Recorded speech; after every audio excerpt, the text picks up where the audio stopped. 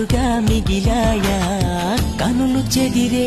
కాంచనా వివరించే మేలు ఉందా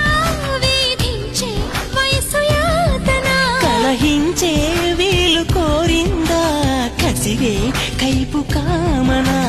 నప్పంటూ భయపడతానా తీపి గాయాలు చేస్తున్నా